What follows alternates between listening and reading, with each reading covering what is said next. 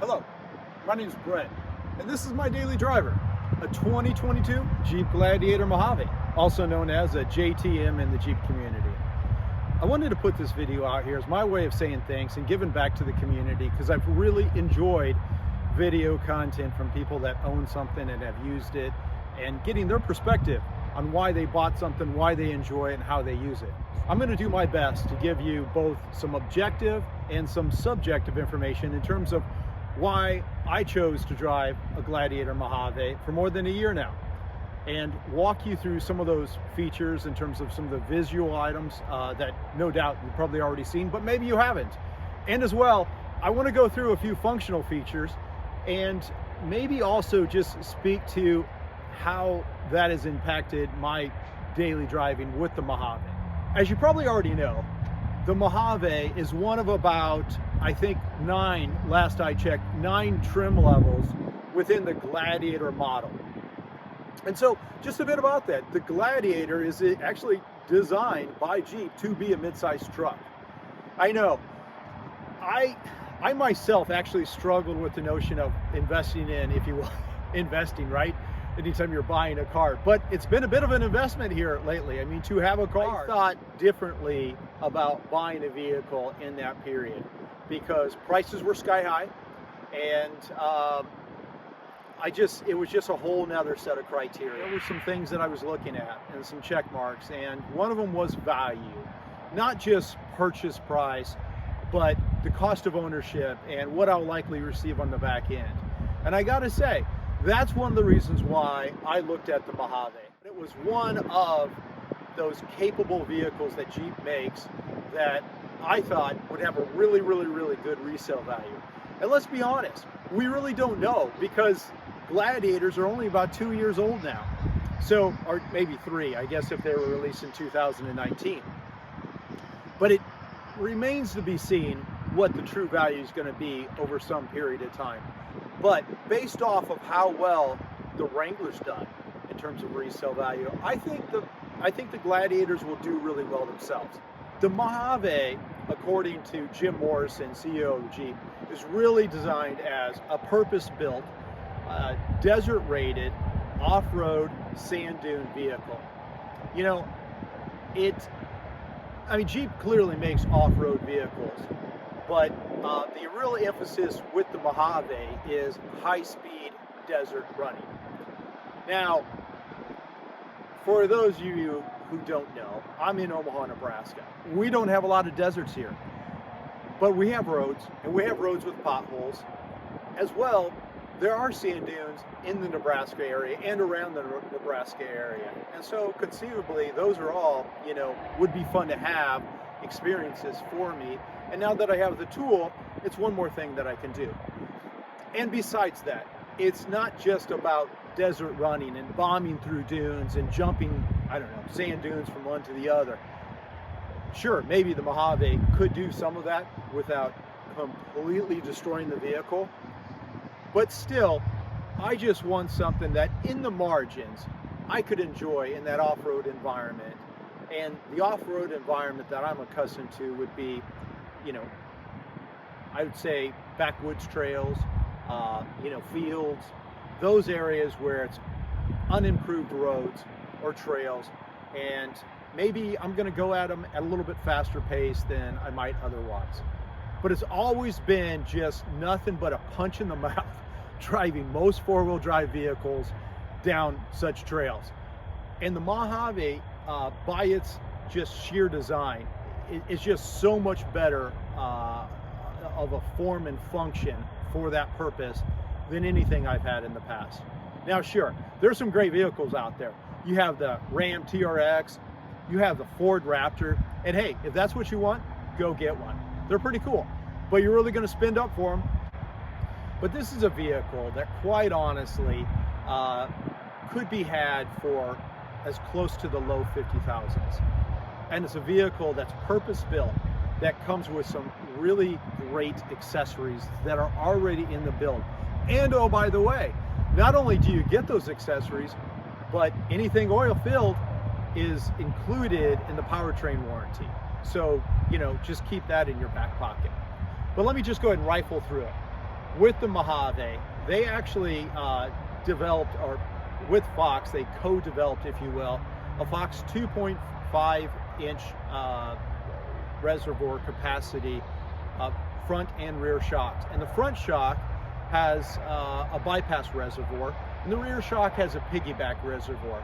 So I'm no shock expert, but to me, that is almost the equivalent of double or triple shocks. And I really do feel it. I got to tell you, driving around Omaha, and even if I happen to go over a speed bump or a pothole and I wasn't, really braced for it, it's not that big a deal, because it just absorbs that and rolls over that, almost like rolling over marshmallows on the road. Yeah, sure, I do feel some type of shock movement, but it's just the way that it's dampened is better than anything I've ever had. And so I feel much more comfortable taking this vehicle and bombing down some trails at 15 miles an hour, 20 miles an hour than any other vehicle I would have in the past. In terms of some of those past vehicles, I've had full-size XLT, full-size crew cab Fords, a Chevy Avalanche. So I've had some full-size vehicles, but again, I've never really enjoyed that faster speed pace off-roading. It's always been at the risk of just a terrible ride. Back to some of the specific design cues for this Mojave. As I mentioned the shocks, I should also mention that the Mojave specifically has Jeep's first, and I think maybe even a first for any manufactured vehicle, hydraulic jounce bumpers.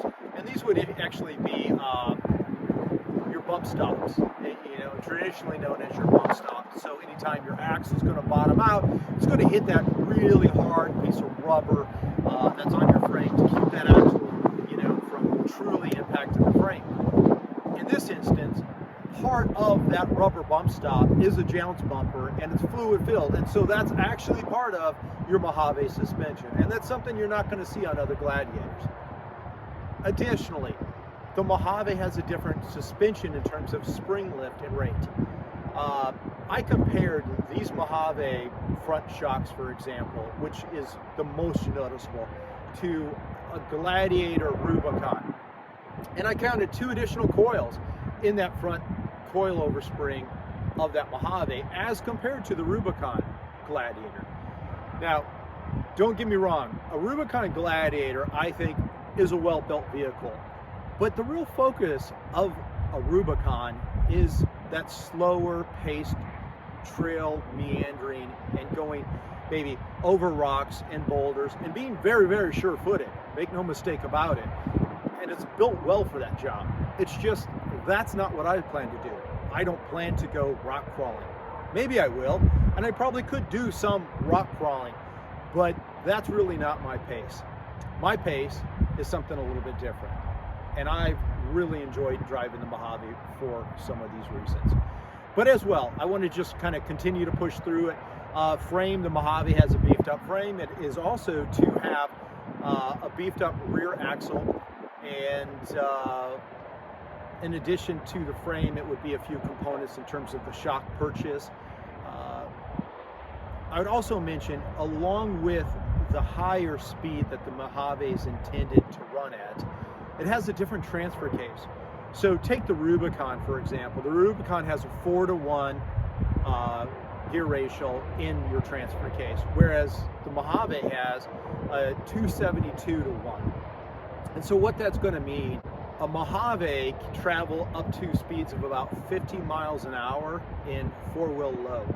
Whereas in 4-wheel low, for that same Rubicon with that same powertrain and transmission, you're going to top out at about 32 miles per hour.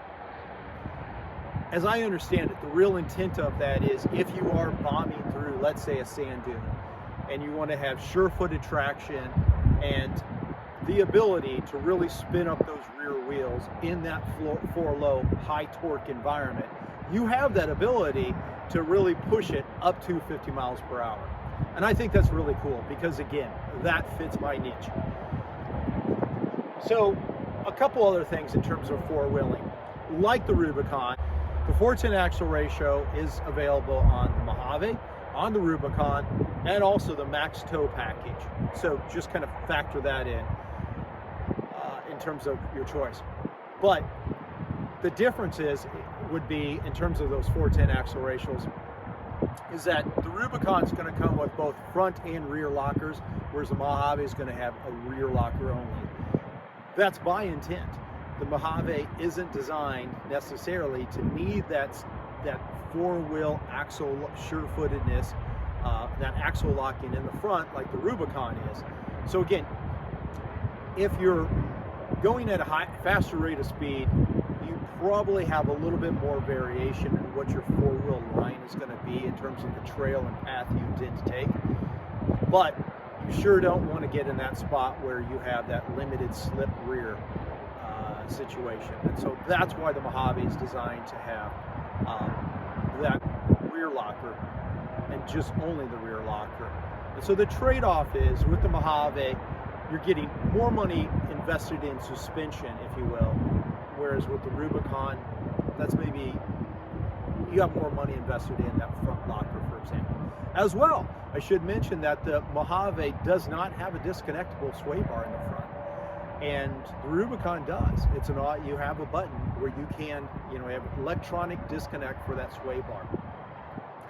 Can't run that down. That would probably be a nice feature to have, but I don't know that I thought it was absolutely necessary. And for a fact, you can actually put on manual sway bar disconnects for, I think, as low as a couple $100 and maybe even less. But I've looked online and I've seen some options out there, and it's not really that expensive. And oh, by the way, I actually would probably prefer to have manual disconnects because I've just heard of instances where people are trying to use an electronic servo to disconnect their sway bar, and sometimes there can be problems. And so I'm okay with, if I need to be able to disconnect my front sway bar, installing some manual disconnects for a couple $100.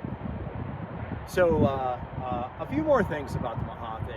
As mentioned, there's a different suspension, and that actually gets into one of the appearance items that really turned me on to the Mojave over, say, the Rubicon. Again, Rubicon's a great vehicle, not running it down, but I just like the look of a level vehicle. They need a lot of wheel travel to be able to absorb anything that front end's going to see. And that would also be another reason why the Mojave doesn't have an option for a steel bumper, because they want to keep that front end, that spring rate, that weight of that front end, they want to keep that really focused on absorbing impact and not bottoming out. Let's see, a few other things probably mentioned here would be, I think a key feature, and right off the bat, I mean, this doesn't necessarily get into functionality, but it just looks cool, is the front hood of the Mojave.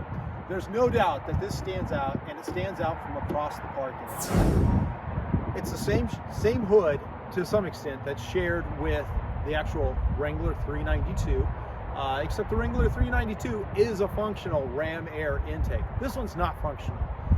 I've read on the board, some people will try to make it functional and they want to increase airflow, and if that's what you wanted to do, I think there's some room to do that. But I don't really think it's necessary. In fact, the Mojave was well tested for those desert conditions, and it has enough airflow. It doesn't need more airflow. And as well, I do recall hearing once before, hearing some video about how Jeep engineers came up with this design for the Mojave and conditions that they tested it in. And they just simply didn't want the potential of having sand blow into that ram air intake and having to kind of, sheathe that off compared to, say, water. So from that purpose alone, probably makes sense that they controlled the airflow and kept the sand out of that intake. A few more things would be, you can't miss the orange. Mojaves are trimmed out with orange, and I think it looks great. It fits that orange sunset of a desert, and it's just a great looking complement to so many of the colors that Jeep chooses to put available. You're going to find with the Mojave trim seats that are orange. You're going to see the orange on the hood. You're going to see the orange tow hooks, as well as the orange desert braided badge. But just to kind of take you through those seats, that would be another thing. And this becomes functional again, is the Mojave has different seats than you'll find in any other Jeep Gladiator. They have additional bolstering to help keep you planted in that seat. So should you be going through a sand dune or anything at a high rate of speed, you want a seat that's going to fit you well, or that you're going to fit in well. And that Mojave is, if you will, one step up in terms of the seat bolstering. In addition, it's not just the seat, but the Mojave has a different steering wheel. And I think it's a steering wheel that's shared with the Wrangler 392, but the steering wheel has additional thumb bumps. Just a few more points on my Mojave. When I bought this Mojave, it came stock with two stock wheels of 285 70R17. I found those to be a great wheel. Actually, I still have those wheels and tires, the stock ones, sitting in my garage. I just came across a great deal on some 315 70R17s through the Jeep Forum board. So thank you, Jeep Forum. And I picked up those tires at a smashing great deal. But I wanted to have just a spare set of rims and tires to bomb around town or go off-roading, and if I ever chose to, I could put my originals back on for whatever my needs were. With this Mojave setup, I'll just say that with the 410 axle ratio and the additional spring rate, you can easily fit 35-inch tires under this vehicle with no problems whatsoever. I get no rubbing, and it's it's a good running vehicle with 35s. I'll admit I probably lost a little bit of pep off the start, but the reality is I'm not racing this vehicle. I just don't need to. This is my daily driver. And as a daily driver, I choose to cruise in it more than anything else. In general, unless I'm running late for work and I have to make it downtown really quick on the interstate, I usually will be going the side streets in town. And I'll usually have my Sunrider flip back because that's what I enjoy, that's what I like. And so from that sense, this thing's been a smile factory for me. It's helped me produce more smiles than any other vehicle that I've had in recent history. It's not that my other vehicles were bad vehicles. It's just that in terms of wanting something that had a combination of off-road experience, and convertible, and a truck, even if it is a mid-sized truck. Yes, I agree that box isn't as big as the box that I had on my Chevy double cab, which is essentially an extended cab, or my Ford crew cab, which had a 5.5-foot box, but it was quite a bit wider. So yeah, that box isn't as big. But if I need to move an appliance to help out a friend, my mother, or whoever, myself, or throw a bicycle in the back to go riding on the trails, it's not a problem. I can certainly get it done. And that's what I like about this. And as well, if I have to go downtown for work, I got to tell you, it's an utter punch in the gut sometimes to find a parking spot downtown. I mean, yeah, we have parking garages and we have metered parking, but typically the stalls will be pretty narrow, and I can stab into a narrow spot so much easier than I can pin a Chevy XLT or a Ford XLT or a Chevy Silverado. It's a night and day difference. Yeah, and I can drive a full-size truck, but I don't need to, and I don't need a full-size truck the majority of the time. At best, I'm a weekend warrior when it comes to household projects. I just need a truck for some of the time. As well, one more thing I'd like to add about the off-road prowessness of this vehicle is it was really made to take high-speed impacts, or at least I should say higher speed impacts. To my knowledge, Jeep's never really qualified what high speed means. But a couple, for instances, would be you have a taller spring with a higher spring rate, You have also front knuckles. Jeep has previously been using, and still does use, aluminum knuckles on, say, the Gladiator, Rubicon, or any other Gladiator, and oh, by the way, any other Wrangler except for the Wrangler 392. So the only two Jeep vehicles that receive, I should say, the only two Jeep Wrangler and Gladiator vehicles that receive the cast iron steering, or the cast iron knuckles in the front, are going to be the Wrangler 392 and the Gladiator Mojave. Also, the Gladiator Mojave comes with a cast iron steering box, which was touted as an initial benefit. Perhaps Jeep has started to put that on other vehicles, but at one point at launch, those were the things that the Wrangler, the Gladiator Mojave came with. So just to kind of recap, you're going to get a high-speed Desert Tune suspension that includes Fox shocks that are 2.5-inch wide shocks with either a remote reservoir or a piggyback reservoir. You're also going to receive jounce bumpers on the front. That's essentially a fluid-filled bump stop. So it is suspension related. You're going to receive taller springs in the front, which is going to give your vehicle that leveled ride height look. Skid pad under the bumper in the front, and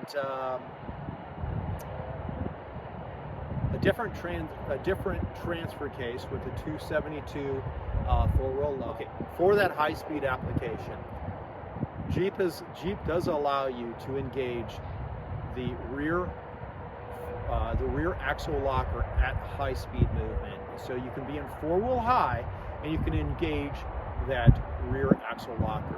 And you can't do that out of the gate for a factory Gladiator Rubicon. So anyways, one more plus. Some different styling cues in the interior. The steering wheel with the bump stops, the additional bolstering in the seat, and I guess I would just kind of say, in final analysis, if you want a four-wheeler that rides more like a marshmallow, you get a lot of looks great, consider the Mojave, because I have, and I've really enjoyed it. And maybe one other thing I'll mention in terms of just reading the tea leaves, in terms of, did I get a good value? How much is out in the marketplace? How much do they discount these? The Mojaves, at least in my area, tend to be the last Gladiators to receive the rebates that other Gladiators receive when Jeep is pushing rebates to move vehicles that are sitting on lots. So that tells me something. It tells me that there is either a smaller supply out there of them, and that they don't need to add the same level of incentives. But don't be fearful. I mean, there are incentives.